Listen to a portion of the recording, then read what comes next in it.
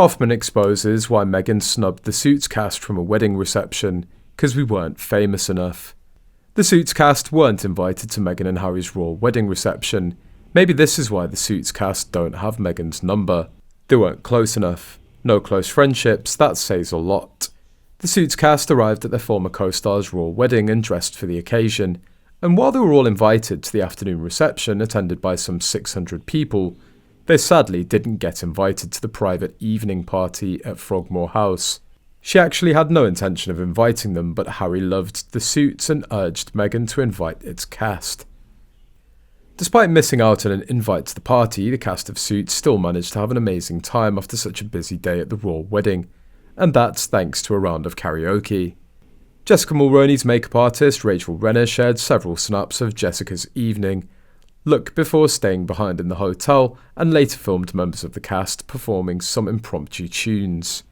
Laughing from a seat across the room, Rachel filmed two members of the cast trying their hand at singing, with Rick Hoffman performing Billie Jean and #the moment, #Suits karaoke.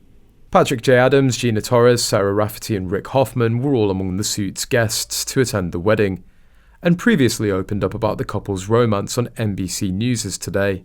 Rick said, "I had gotten the news early and I was like, you've got to be kidding me. It was like both of us in the trailer just kind of like, you're dating a prince?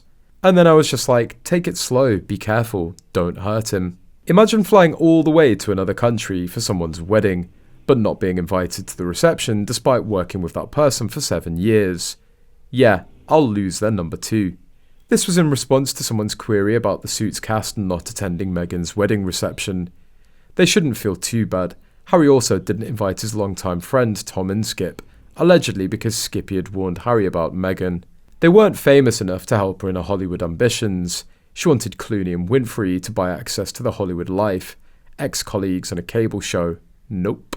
The fact that she invited Oprah and the like, people Meghan didn't know and had barely met. She'd only met Oprah once before a wedding and given her a prime spot and an invite to a reception, as opposed to people she claimed were her friends and had known and worked with her for years. Kind of says it all, really. That guest list was a perfect preview for the kind of woman she eventually turned out to be. She's a serial user. She'll use people to lift her own profile, then dump them when they're no longer of use. The Clooneys and others attended the wedding of two strangers. She clearly invited them, but they never would have attended if she was marrying someone else. She invited them, but they went to see Harry. The Clooneys used her. George got free PR for his Dos Amigos tequila, which was served at the reception, and Amal got connected to Charles. An award was later named for her by the Prince's Trust.